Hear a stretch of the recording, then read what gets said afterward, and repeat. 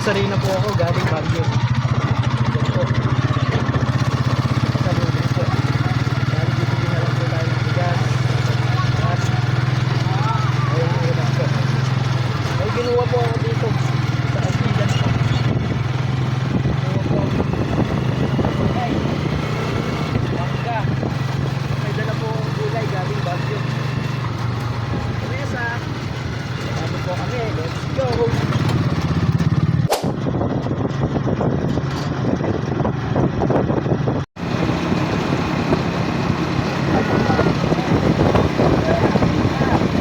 Kabesa, siniswerte naman talaga oh, naplatan po kami ng gulong.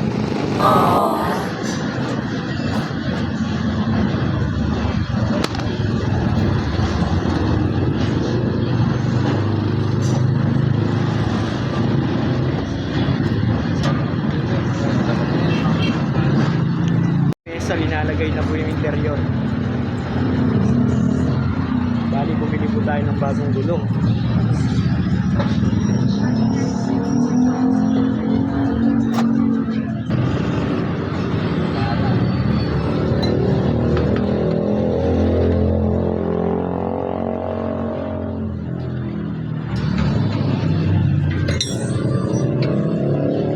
Okay na po siya.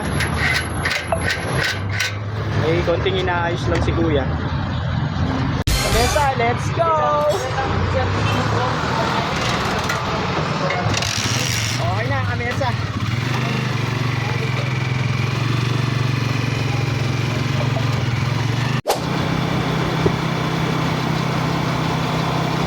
Kabesa, mamamalengke na po tayo para sa bahay. Ito, Kabesa. Bibili po tayo ng kalahating kaban na bigas.